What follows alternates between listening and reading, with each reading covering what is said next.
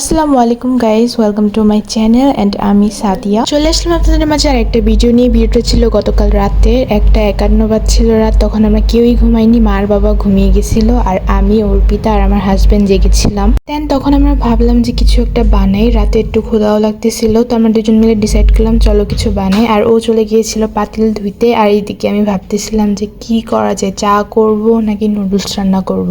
দেন আর কি আমরা ফার্স্টে চায়ের প্রিপারেশন নিতেছিলাম। দেন আমার মনে পড়লো যে যেহেতু ক্ষুধা লাগছে, তাহলে চা খেয়ে তো আর পেট ভরবে না, তাহলে আমরা নুডলসই রান্না করি। দেন আমরা তিনজনের জন্য 3 প্যাকেট নুডলস নিয়ে নিই এবং এটার সাথে আর যা যা উপকরণ লাগবে যেমন ডিম, কাঁচামরিচ, নুডলস সবকিছু একসাথে করে নিই। দেন তারপর আমরা চুলায় পাতিল বসিয়ে দিই নুডলস সিদ্ধ করার জন্য। ওই পানিতে 1 চামচ লবণ দিয়ে দিই, কারণ এটা লবণ দিয়ে তো নুডলসটা সিদ্ধ করতে হবে। তারপর দিয়ে দিব হচ্ছে তেল আর লবণ দিয়ে নুডলসটা ভালো করে সিদ্ধ করে নিতে হবে। ওইদিকে পানি গরম হতে দিয়ে নুডলসের প্যাকেট থেকে নুডলসগুলো আলাদা করতেছিলাম, সাথে মশলাগুলো। এদিক থেকে আমি একটা পেঁয়াজ ভালো করে ধুয়ে ছুলে নিই কাটার জন্য, সাথে কাঁচামরিচও। আর ওইদিকে আমরা নুডলসগুলো সিদ্ধ দিয়ে দিয়েছিলাম অলরেডি। তারপর নুডলসগুলো সিদ্ধ হয়ে গেলে ঠান্ডা পানি দিয়ে ধুয়ে প্লেটে আলাদা করে রাখতেছিল অর্পিতা। আর এইদিকে আমি কাঁচামরিচ পেঁয়াজগুলো কেটে ফেলি।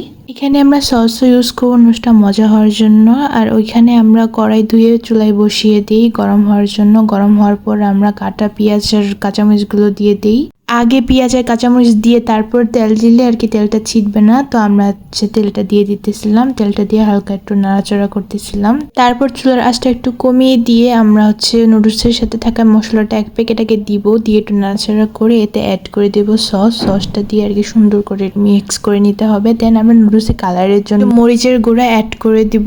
তারপর সবগুলো উপকরণ আস্তে আস্তে মিশিয়ে দিয়ে তারপর আমরা আরেক প্যাকেট আর কি মশলা দিয়ে দিই আস্তে আস্তে। তারপর আমরা একটা ডিম দিয়ে দিই, ডিমটাকেও আর কি সুন্দর করে এই মশলার সাথে মিক্স করে নিতে হবে। দেন এখানে আমরা অ্যাড করে দিলাম স্বাদ মতো লবণ, যার যার স্বাদ যেরকম সেভাবে আর কি লবণ অ্যাড করে নিতে হবে।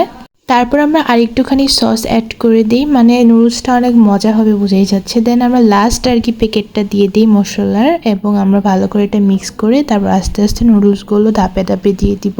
আস্তে আস্তে মশলাগুলোর সাথে নুডলসগুলো মিশাতে হবে। ও আরেকটা মশলার প্যাকেট বাকি ছিল, আমার বলতে মনে ছিল না, ওইটাও আমরা অ্যাড করে দিয়েছিলাম। দেন আবার সবকিছু সুন্দর করে মিশাচ্ছিলাম। নুডলসটা প্রায় হয়ে আসতেছিল, দেখতে পারতেছেন। এখন আমি আর কি নাড়তেছি, মানে মশলা যার যা উপকরণ শুধু আমাকে অর্পিতা দিয়ে দিছে, আর আমি শুধু নুডলসটা আর কি ভালো করে নাড়াচাড়া করে নামিয়েছি। এই যে দেখতে পারতেছেন অনেকটা হয়ে আসছে, আর এটা হচ্ছে লাস্ট সুন্দর একটা কালার আসছে নুডলসের। দেন আমি এখন এটা সার্ভ করব।